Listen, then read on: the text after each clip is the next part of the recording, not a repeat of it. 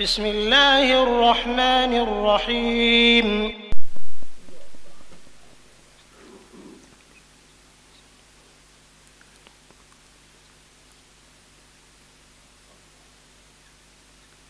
نحمده ونصلي ونسلم على سيدنا ومولانا محمد رسوله النبي الأمين المكين الحنين الكريم الرؤوف الرحيم، أما بعد، أعوذ بالله من الشيطان الرجيم، بسم الله الرحمن الرحيم، إن الصلاة كانت على المؤمنين كتابا موقوتا، صدق اللہ العظیم۔ ان اللہ وملائکتہ یصلون علی النبی یا ایہا الذین آمنوا صلوا علیہ وسلموا تسلیما، اللہم صلی علی سیدنا و مولانا محمد وعلی آلہ وصحبہ وبارک وسلم۔ الصلاۃ والسلام علیک یا رسول اللہ وعلی آلک واصحابک یا حبیب اللہ، الصلاۃ والسلام علیک یا رسول اللہ وعلی آلک واصحابک یا سیدی یا حبیب اللہ۔ اللہ تبارک و تعالی وحدہ لا شریک کا بے پایہ فضل و کرم اور احسان و انعام ہے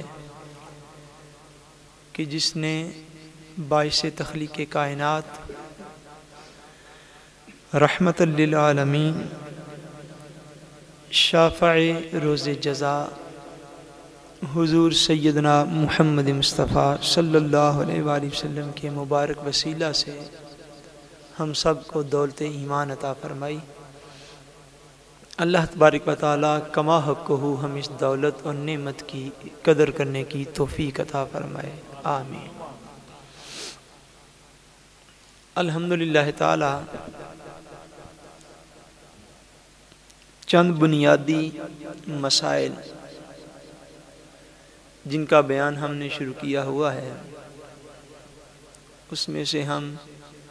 بہت سے اہم مسائل جو کہ نماز کے شروع کرنے سے پہلے ضروری ہیں ایک مسلمان کے لیے، طہارت کے بیشتر مسائل الحمدللہ ہم بیان کر چکے ہوئے ہیں۔ اذان کے فضائل اور چند مسائل ان کا ذکر جو ہے وہ پچھلے جمعۃ المبارک کو ہو چکا ہے۔ آج سے انشاءاللہ تبارک و تعالی ہم بیان شروع کریں گے نماز کی مسائل کے حوالے سے، اور اس میں سب سے اولین چیز جس کا آج انشاءاللہ بیان شروع کیا جائے گا وہ ہے نماز کی شرائط۔ کچھ چیزیں ایسی ہیں جو نماز کے اندر فرض کی حیثیت رکھتی ہیں، کچھ واجب کی حیثیت رکھتی ہیں، اس کے بعد سنت موقدہ ہوتی ہے، سنن ہیں، دیگر چیزیں ہیں، اور کچھ چیزیں ایسی ہیں جو کہ نماز سے پہلے جن کا ہونا لازمی ہوتا ہے۔ جب تک وہ چیزیں ایک بندہ مومن کو حاصل نہ ہوں تب تک بندہ نماز ادا کرنے کے قابل نہیں ہوتا۔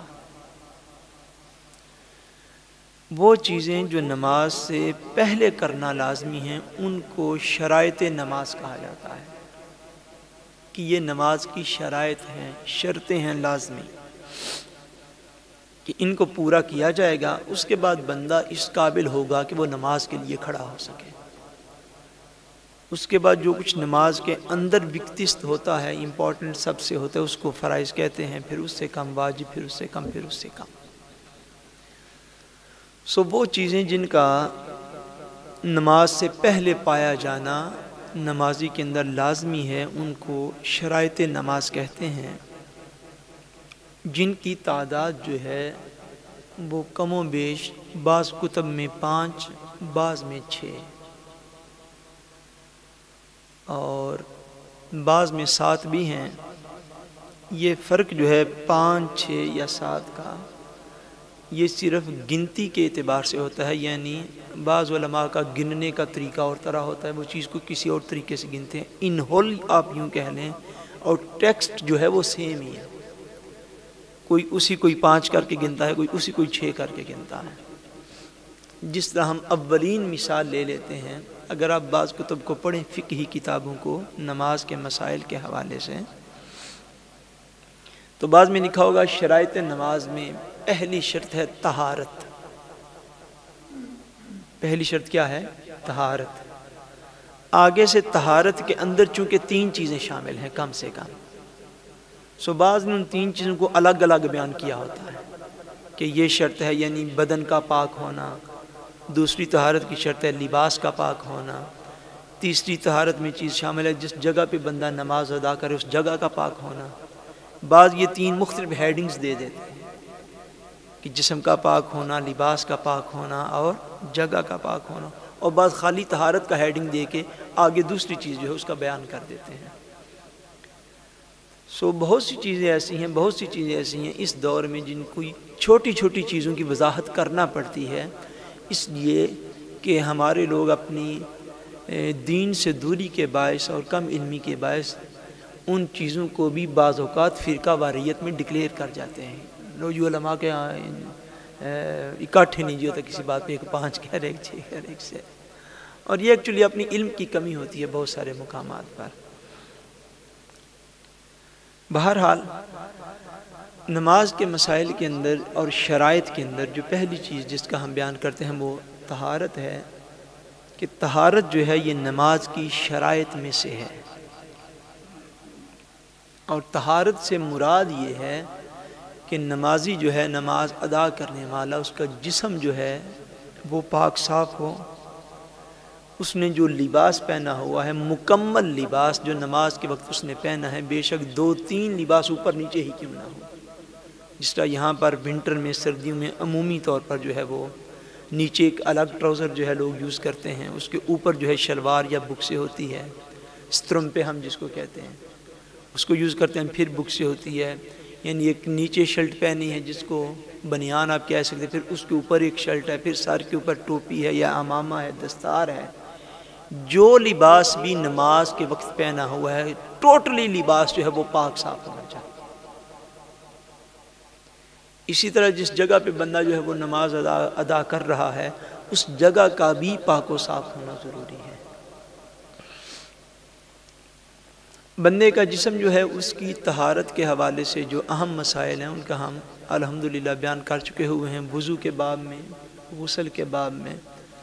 کہ بندے کا جسم جو ہے وہ ہر لحاظ سے پاک و صاف ہونا جو ہے وہ لازمی اور ضروری ہے.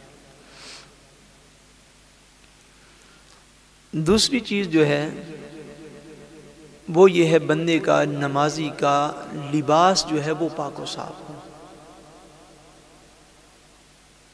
اور لباس کے پاک و صاف ہونے میں اس بات کو یاد رکھا جائے کہ کم سے کم جو حد ہے لباس کے پاک اور صاف ہونے کی، وہ یہ ہے کہ 1 درہم کے برابر اگر لباس کے اوپر یا جسم کے اوپر کوئی غلاظت یا نجاست لگی ہو جو کہ 1 درہم کے برابر ہو، تو وہ جو ہے اتنا درہم سے کم ہو تو معاف ہے. اگر درہم سے زیادہ ہو تو پھر وہ لباس یا جسم جو ہے وہ ناپاک ڈکلیئر کیا جائے گا، پھر وہ ناپاک ہے، پھر وہ ناپاک ہوگا.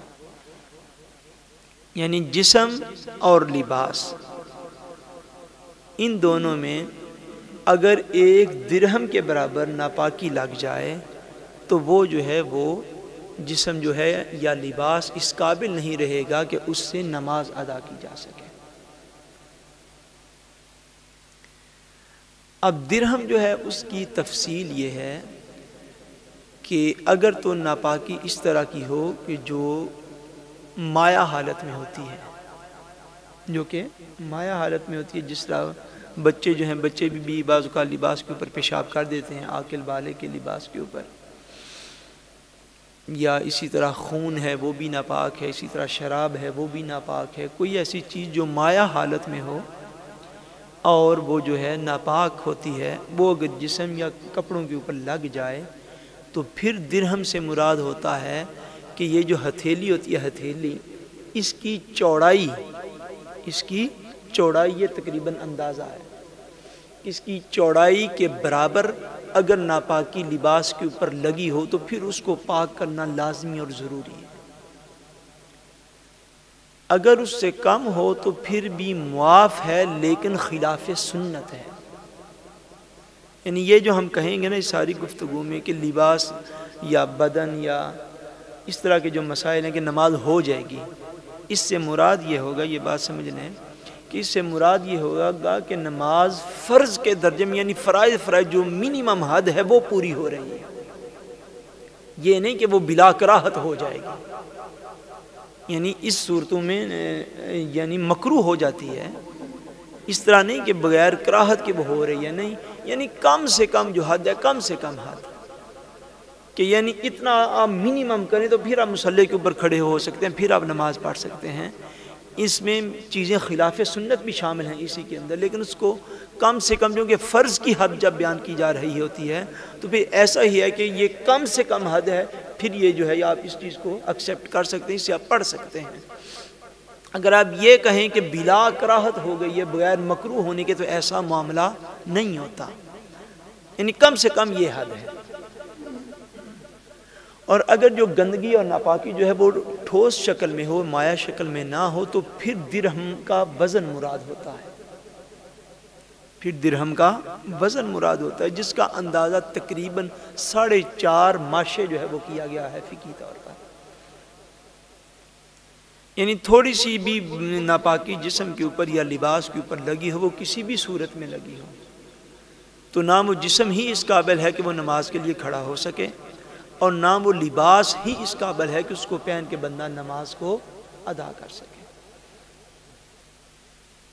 اور یہ چونکہ صرف خالی فرائض اور شرائط کا بیان ہے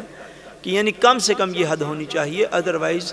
جو نفاست پسند طبیعت ہوتی ہے، جو نفیس طبیعت ہوتی ہے اور جو سنت کے عین مطابق ہوتا ہے، اس میں تو بالکل بھی کوئی جو ہے ایسا معاملہ نہیں ہونا چاہیے۔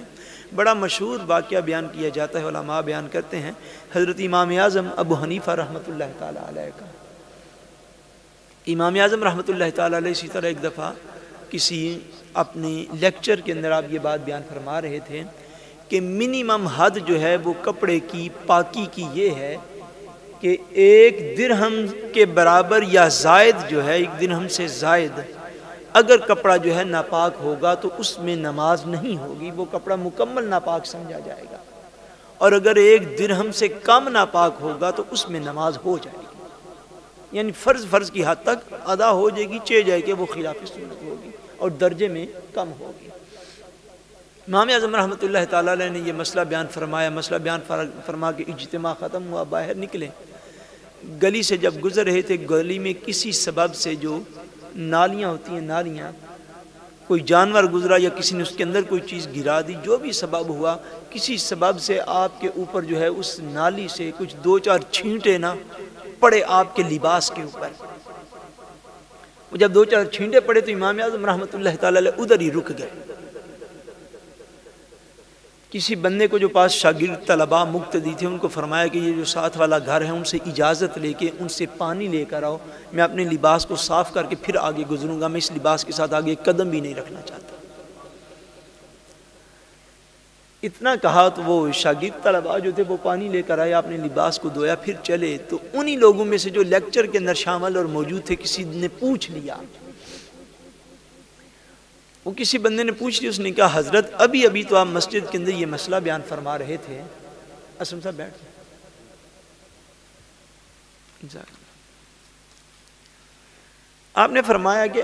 انہوں نے عرض کی کہ حضرت ابھی تو آپ مسجد میں یہ مسئلہ بیان فرما رہے تھے کہ اگر 1 درہم سے کم ناپاکی ہو، 1 درہم سے کم ناپاکی ہو تو پھر وہ لباس، اس لباس کو پہن کے نماز جو ہے وہ ہو جاتی ہے۔ اور عمل ہم نے آپ کا یہ دیکھا ہے کہ ابھی 1 درہم تو بڑی دور کی بات ہے،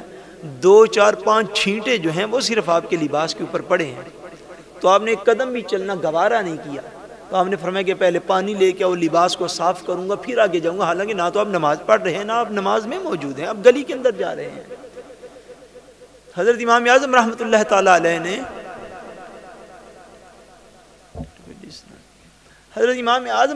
تعالی علیہ نے جواباً ارشاد فرمایا، آپ نے فرمایا جو مسجد میں بیان کیا وہ فتویٰ ہے، جو مسجد میں بیان کیا وہ فتویٰ ہے، جو عمل کر رہا ہوں یہ تقویٰ ہے۔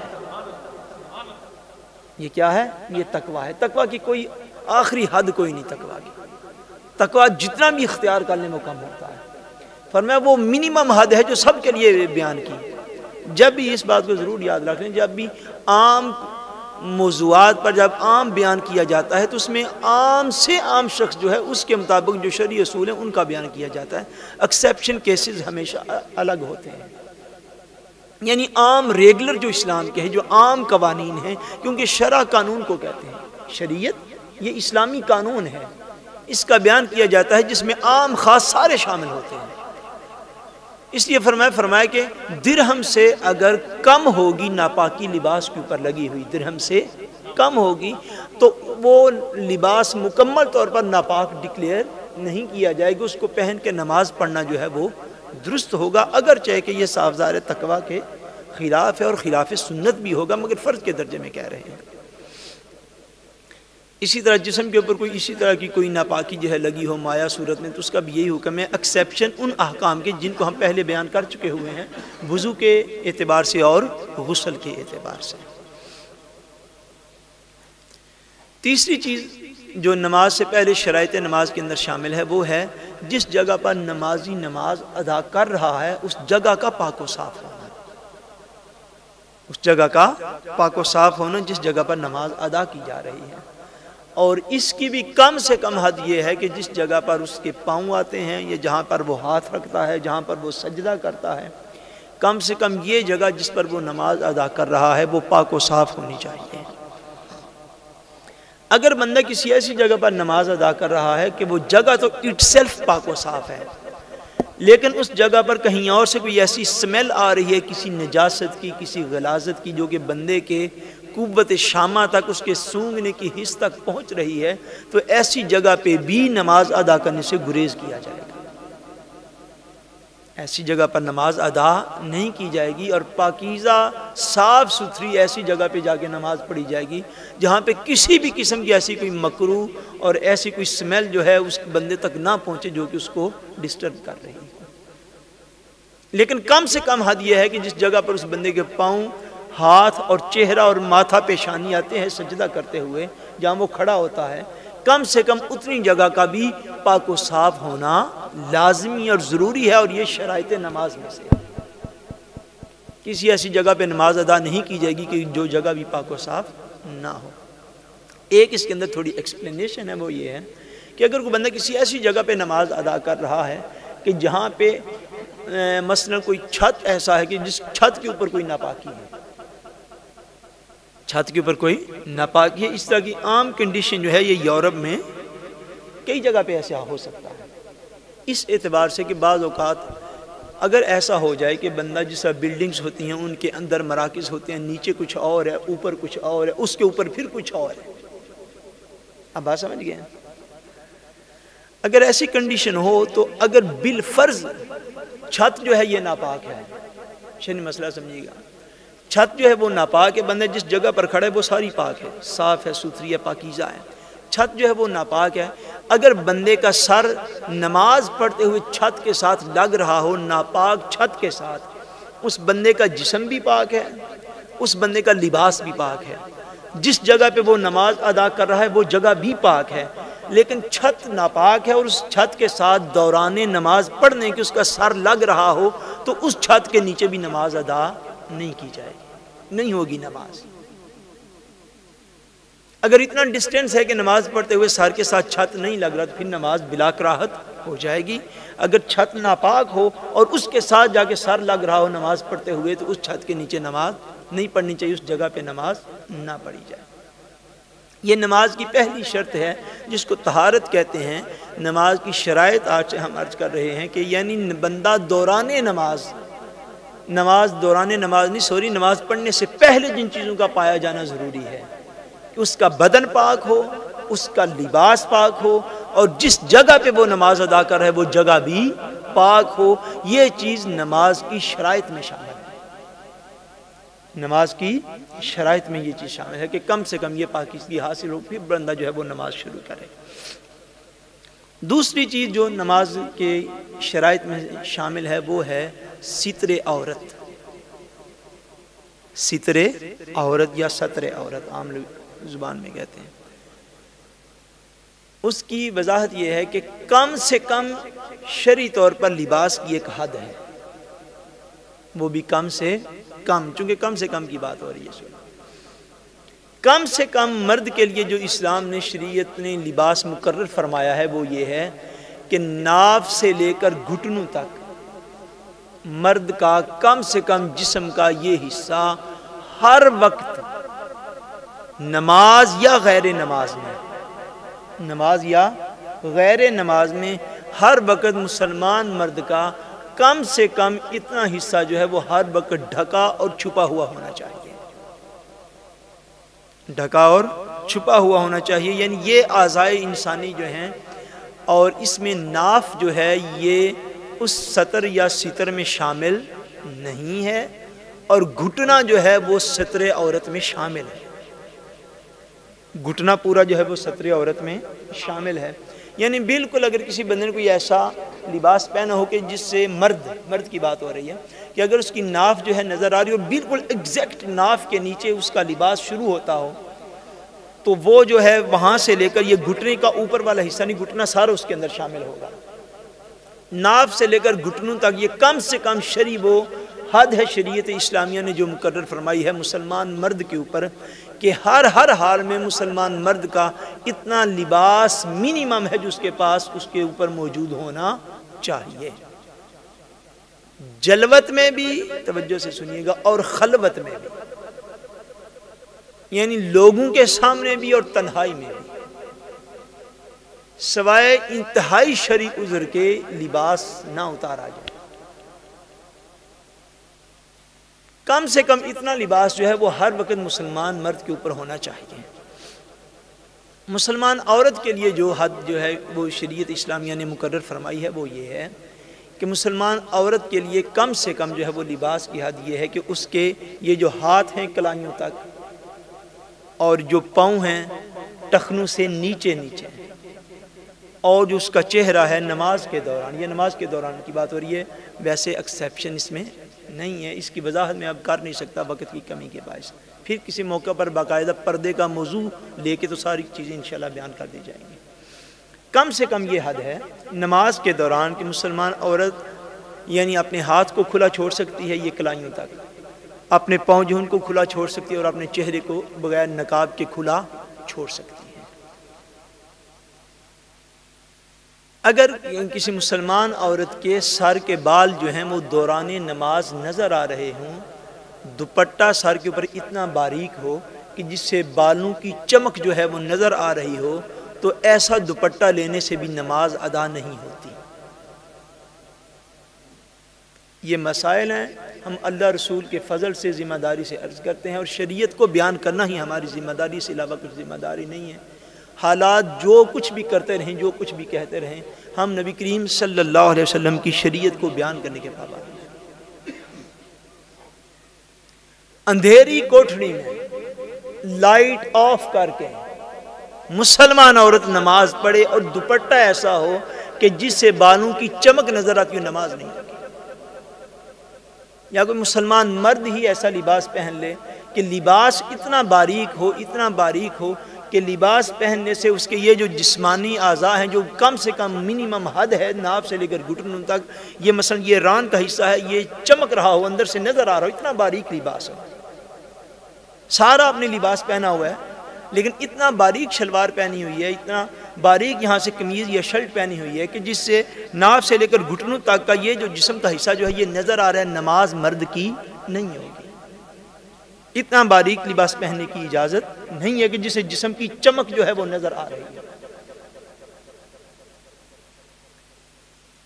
دوسرے اس کے اندر جو آج کل بات بڑی سمجھنے والی ہے، یہاں کے ہمارے جو بچے ہیں ان کے لیے خاص طور پر، مگر یہاں کے تو بڑوں کو بھی بچہ بننے کا شوق آتا ہی رہتا ہے، یہ کوئی نئی بات نہیں، ہم یہاں کے بڑے بھی بچے بنتے ہیں، بہرحال یہ بات سمجھنے والی ہے۔ عام طور پر اب ہمارے بچے جو ہیں وہ اس طرح ہیں کہ شرٹ جو ہے شرٹ چھوٹی پہنتے ہیں، شرٹ جو ہے وہ چھوٹی پہنتے ہیں، لمبی نہیں شرٹ پہنتے ہیں۔ جب وہ رکوع میں جاتے ہیں عام طور پر ایسا ہو جاتا ہے کہ جب رکوع میں گئے تو رکوع میں جانے سے جب بندہ یوں جھکتا ہے تو جھکنے سے شرٹ جو ہے وہ تھوڑی یوں اوپر ہو جاتی ہے، اوون سے اگر آپ نے ٹراؤزر پہنے ٹراؤزر تھوڑا نیچے ہو جاتا ہے۔ اب بات کو سمجھ گئے؟ جسم کا جتنا حصہ چھپانا مرد کا فرض ہے نماز کے اندر، اگر کسی عضو کا ایک چوتھائی حصہ چوتھا حصہ کسی بھی عضو کا 3 مرتبہ سبحان اللہ کہنے کا یہ جو ڈیوریشن بنتا ہے، 3 دفعہ سبحان اللہ کہنے سے اگر زیادہ عرصہ تک وہ جسم کا حصہ کھلا رہے گا، ایک رکعت میں نہیں ایک رکوع میں 75 دفعہ بھی سبحان ربی العظیم پڑھ لینا اور سجدے میں جا کے 99 دفعہ بھی سبحان ربی الاعلیٰ پڑھ لے، نماز نہیں ہوئی، کیونکہ یہ حصہ چھپانا فرض ہے، یہ حصہ چھپانا فرض ہے مسلمان مرد کے اوپر۔ عام طور پر اب یہ اس طرح کی جو ہے یہ غلطی دیکھنے میں نظر آ رہی ہے کہ بچے جو ہیں وہ چھوٹی شرٹیں پہنتے ہیں، نیچے ٹراؤزر ہوتے ہیں، ٹراؤزر رکوع کرتے ہوئے تھوڑا نیچے ہو گیا، شرٹ جو ہے وہ یوں اوپر چلے گئے، اور اگر امام صاحب خشوع و خضوع کے ساتھ نماز پڑھنے والے پاسبل ہے وہ کافی دیر رکوع میں رہیں، اگر ان کو مقتدیوں کا ڈر نہ ہو تو وہ کافی دیر اگر رکوع میں رہیں تو پھر کافی دیر گزر جائے گی اس کنڈیشن کے اندر، اور اگر چوتھائی حصہ جو ہے ایک عضو کا وہ ننگا رہ گیا 3 دفعہ سبحان ربی الاعلیٰ کہنے سے، تو پھر نماز نہیں ہوگی، نماز نہیں ہوگی، کیونکہ کم سے کم یہ جو ہے اتنا جسم کا چھپانا جو ہے یہ مسلمان مرد کے لیے فرض ہے،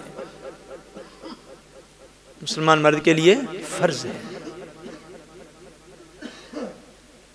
یہ نماز کی دوسری شرط ہم نے غالباً بیان کی ہے، پہلے طہارت اور دوسری ہے ستر عورت یعنی جسم کا چھپانا، یہ کم سے کم حد ہے، اور یہ کم سے کم حد ان لوگوں کے لیے ہوتی ہے جن کے پاس کم سے کم لباس موجود ہوتا ہے، ادروائز سنت کے مطابق جو ہے وہ اسی طرح ہے کہ آپ مکمل لباس کو پہنیں، اور مکمل لباس پہننے کے بعد نبی کریم صلی اللہ علیہ وسلم کی سنت مطہرہ کے مطابق سر کو ڈھکیں، ٹوپی کے ساتھ ڈھک لیں یا امامہ شریف اور دستار کے ساتھ ڈھک لیں۔ سر کو ڈھانپنا جو ہے یہ دوران نماز یہ حضور کی سنت ہے، یاد رکھ لیں، اور ننگے سر نماز پڑھنا یہ خلاف سنت ہے، ننگے سر نماز پڑھنا یہ خلاف سنت ہے۔ یعنی یہ جو منیمم مسائل میں نے شروع میں عرض کیا، اب شروع والی بات اگر کسی نے پھر سننی ہو تو اس کی آڈیو ریکارڈنگ ہو رہی ہے، وہ بھی بعد میں لے کے سن سکتا ہے۔ یہ جو بات ہے اس بات کو ہمیشہ یاد رکھیں گے، یا میں نے عرض کیا کہ منیمم مسائل اس شخص کے لیے جس کے پاس منیمم لباس موجود ہے، وہ غریب اتنا ہے یا بعض اوقات اس کو ایسا مرحلہ درپیش آ گیا کہ اس کے پاس کچھ نہیں بچا پہننے کے لیے اور اتنا ہی لباس اس کے پاس موجود ہے، جس کو اللہ تبارک و تعالیٰ نے اتنی گنجائش دی ہے جب اس کا آپ کا دروازہ کھولتے 20 جوڑے وہاں پہ لٹکے ہوئے، اس کے لیے یہ مسائل نہیں ہے، لیکن منیمم حد کا بیان کرنا شرعی طور پر یہ لازم ہوتا ہے۔ جس کو اللہ تبارک و تعالیٰ نے اتنی گنجائش دی ہے کہ اس کے گھر میں 10 15 20 30 جوڑے جو ہیں بیک وقت موجود ہیں، اس شخص کے لیے یہ ہے کہ اس کو اللہ تبارک و تعالیٰ نے جتنی بھی گنجائش دی ہے وہ لباس بھی پورا پہنے گا، کیونکہ سنت اس طرح حاصل ہوگی، نماز کا زیادہ اجر و ثواب اسی طرح ملے گا۔ پھر سر کو بھی ڈھانپے گا، وہ امامہ دستار یا ٹوپی کے ذریعے ڈھانپے، کیونکہ نبی کریم صلی اللہ علیہ وسلم نے ہمیشہ اپنے سر مبارک کو ڈھانپ کر حضور صلی اللہ علیہ وسلم نے نماز ادا فرمائی، اور یہ سنت میں سے ہے، اور خالی سر نماز پڑھنا یہ خلاف سنت ہوتا ہے، اس سے اجر کم ملتا ہے۔ یہ نماز کی دوسری شرط ہے۔ تیسری شرط جو ہے وہ نماز کی، وہ میرے خیال میں ہم اب اس طرح کرتے ہیں کہ تیسری، چوتھی اور پانچویں مزید جو نماز کی شرائط ہیں ان کا بیان انشاءاللہ تبارک و تعالی ہم آئندہ جمعۃ المبارک کو کر دیں گے۔ وما علینا الا البلاغ المبین۔ احباب جو ہیں وہ سنت ادا کریں۔